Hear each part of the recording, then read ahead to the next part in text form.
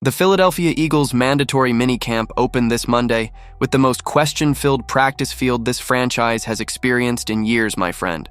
A completely rebuilt receiver room, a new offensive coordinator installing a system that nobody in this organization has ever executed in a regular season game, a quarterback who needs to prove the critics wrong after one of the most debated seasons of his career.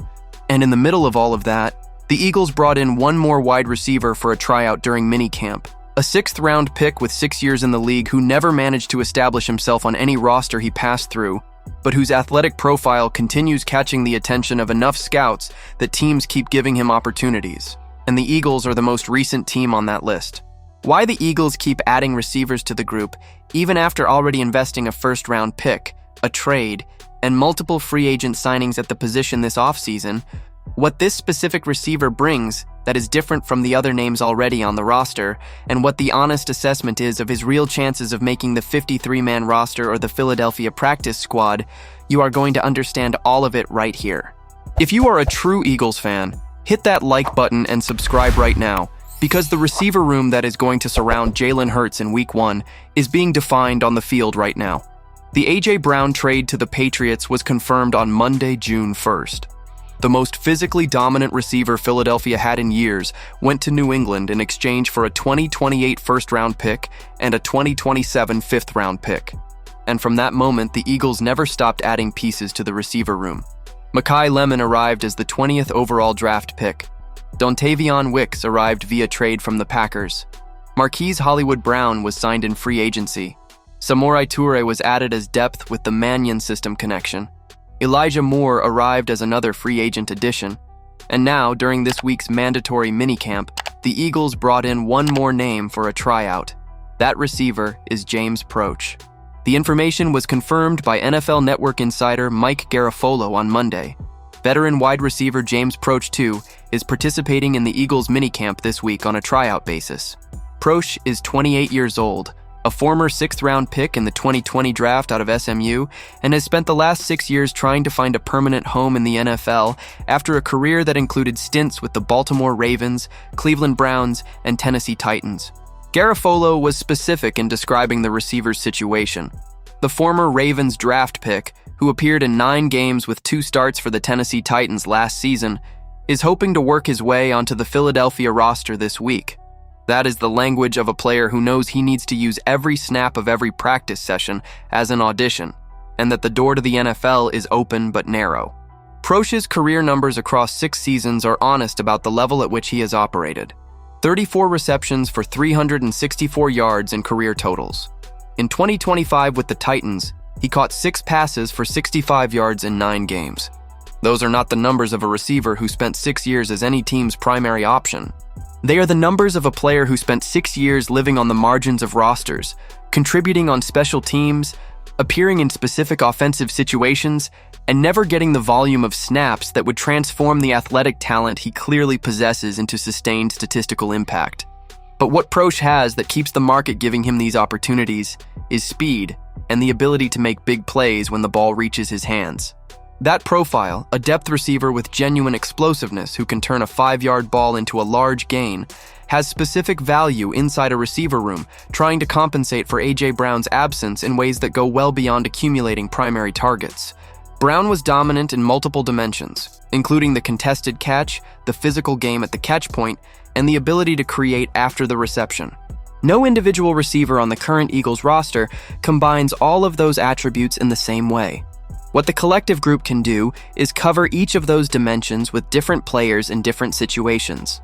Proche would fit most naturally into the explosiveness and big play potential dimension, not as the receiver who is going to accumulate 50 targets during the regular season, but as the player who can appear in 10 or 15 specific snaps across the year in the moments when Sean Mannion wants a vertical route or a speed situation in open field and turn that limited opportunity into real yards.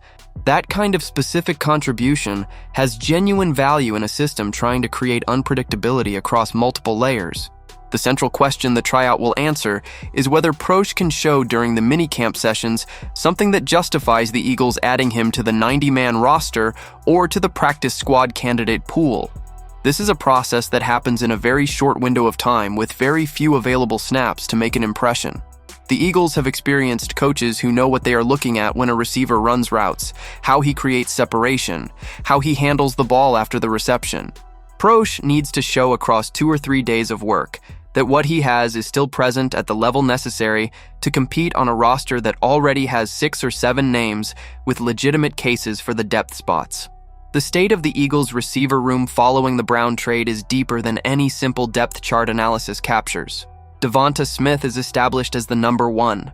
Makai Lemon arrives with first-round pick status and the expectation of immediate impact. Dontavion Wicks has the Mannion system advantage from his years in Green Bay. Marquise Hollywood Brown brings the versatility and experience that any competitive roster needs at the 2nd or 3rd position. Elijah Moore was added as a slot option with the ability to create separation in short spaces.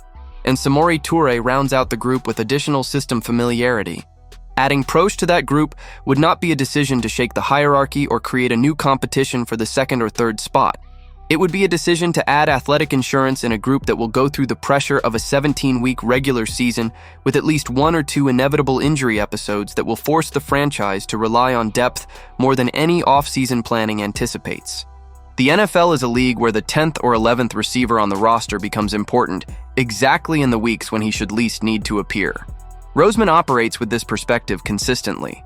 Every depth addition, every tryout during minicamp, every re-signing of a cut player is the reflection of a philosophy of never being satisfied with the number of available options at any position. The Eagles' current receiver room is deep enough to be competitive in Week 1, but deep enough for Week 17. With all the injuries and unpredictable events that 20 weeks of professional football brings is a different question. And Proche is the attempt to add one more potential answer to that question at absolutely zero cost before training camp begins. The most honest assessment of Proche's chances right now is that he is a practice squad candidate with a narrow path to the 53-man roster. That is not an insult to his career or his talent.